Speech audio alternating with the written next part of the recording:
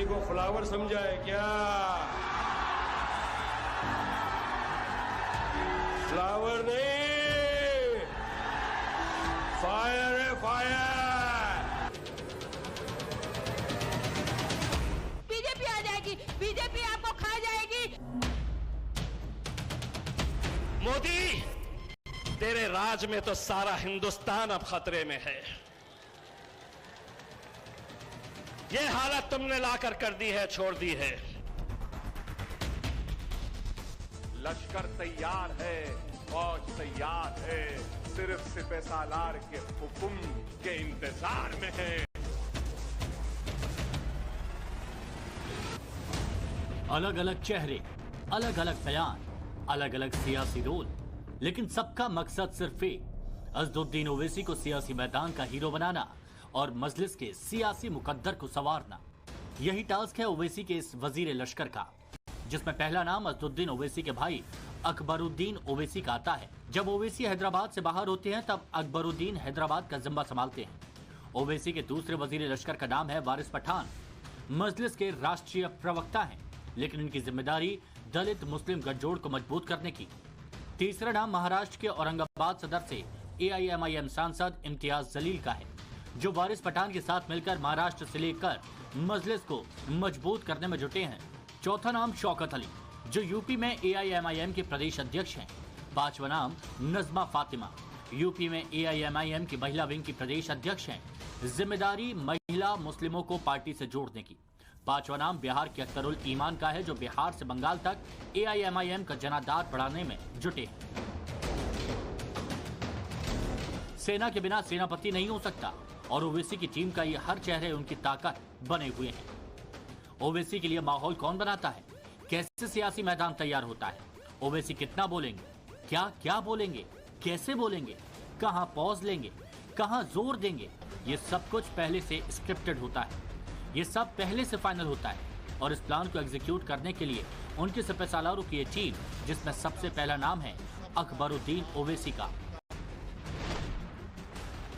मेरी खुशकिस्मती है कि अल्लाह ने मुझे अकबरुद्दीन ओवैसी जैसा एक भाई भी दिया, जिसके हौसले और अज़म में कभी कमी नहीं आती।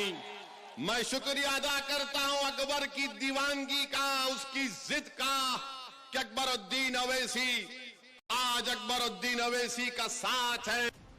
अकबरुद्दीन अज़दुद्दीन ओवैसी के छोटे भाई हैं। तेलंगाना विधानसभा में AIMIM फ्लोर मैनेजर हैं।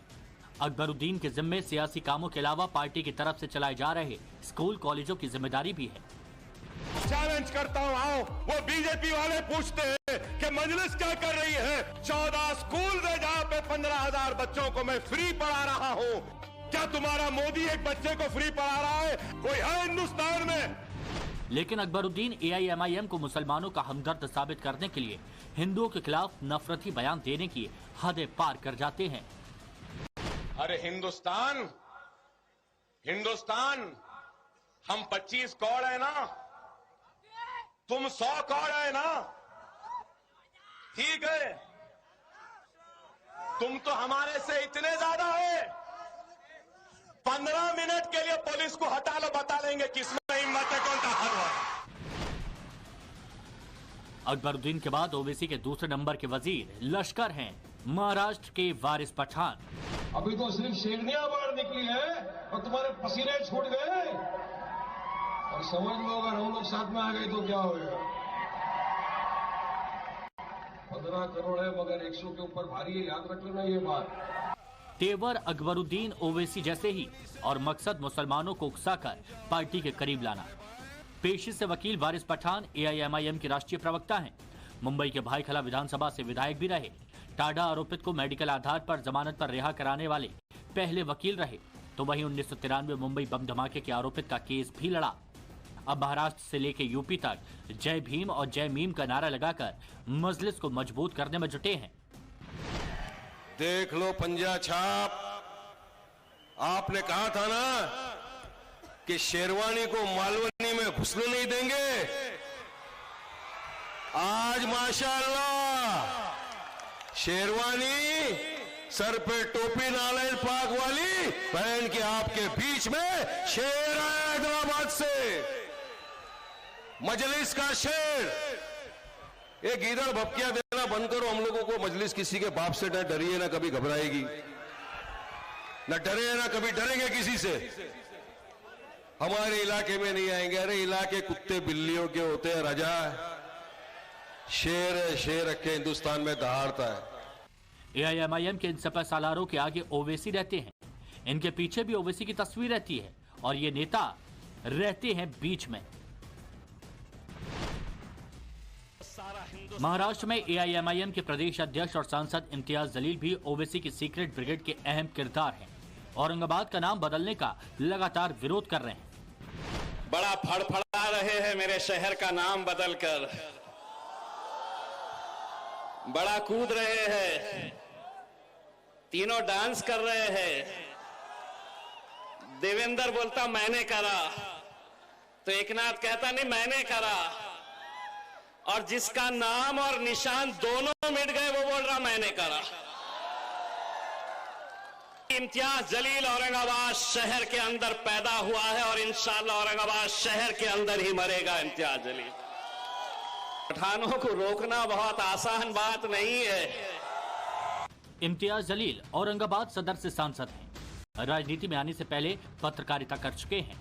नुपुर शर्मा को फांसी पर लटकाने जैसे विवादित बयान देकर विवादों में रह चुके हैं। अब हालत यह हो गई है कि तुम्हें जिंदा जलाया जा रहा है, जिंदा नौजवानों को जलाया जा रहा है, लेकिन इतना होने के बावजूद भी कोई बोलने के लिए तैयार नहीं है, कोई लड़ने के लिए तैयार नहीं है। अगर तुम्हारी तरफ से कोई बोल रहा है, तुम्हारी तरफ से कोई लड़ रहा है, तो तुम जानते हैं कि वो सिर्फ मिस्टर असदुद्दीन ओवैसी साहब है। ओवैसी के वजीर लश्कर वारिस पठान और इम्तियाज जलील की अहमियत का अंदाजा इसी से लगा सकते हैं कि इस बार AIMIM का राष्ट्रीय अधिवेशन मुंबई में हुआ।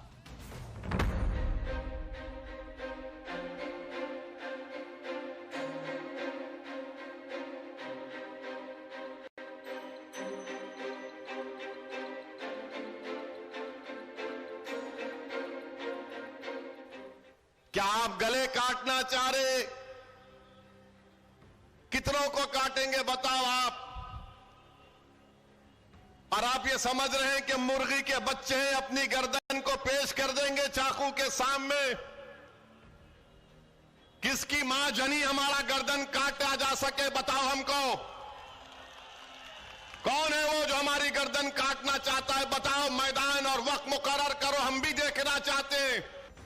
ओवैसी अपने ऐसे भाषणों से सुर्खियां बटोरते हैं और इसका असर तब दिखता है जब वो पब्लिक के बीच में होते हैं। तब भीड़ ओवैसी से हाथ मिलाने, ओवैसी से बात करने के लिए बेचैन नजर आती है। ये तस्वीरें यूं ही कैमरे के सामने नहीं आती। इसके लिए ओवैसी की टीम पूरी रणनीति बनाती है। ओवैसी की वो सेना है जिसके हाथ में उत्तर से दक्षिण के हर किले की कमान है, पूरब से पश्चिम तक हर सियासी मोर्चे का टास्क है।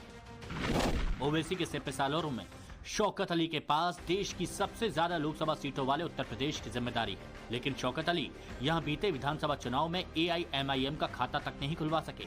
हाँ, हिंदुओं के खिलाफ विवादित बयान देकर सुर्खियां जरूर बटोर चुके हैं। तुम हमें धमकी दे रहे हो, तुम जैसे कीड़े मकोड़े। 832 साल हमने हुक्मरानी की है और तुम हमारे बादशाह के सामने अपने हाथ को पीछे बांध करके जी हुजूर कर रहे थे। हमने तुम्हारी बहन को बल के हिंदुस्तान बनाया था। जोधाबाई कौन थी? हमने तो कभी भेदभाव नहीं किया ना। शौकत अली यूपी में AIMIM के प्रदेश अध्यक्ष हैं। उनकी अगुवाई में पिछले विधानसभा चुनाव में AIMIM ने सिर्फ 0.41% वोट हासिल किए। हिंदुओं के खिलाफ विवादित बयान के लिए भी वो जाने जाते हैं। ऐसे ही नेताओं के विवादित बयानों की वजह से मुसलमानों को उकसाना, ओवैसी का फंसाना जैसे सियासी नारे लगते हैं। लेकिन ओवैसी और उनकी पार्टी के नेता कहते हैं कि उनकी पार्टी देश के सियासी सिस्टम में मुसलमानों के सिकुड़ते स्पेस को पूरा कर रही है। ओवैसी और उनके नेता मुसलमानों के हित में बोलने को सांप्रदायिकता नहीं मानते।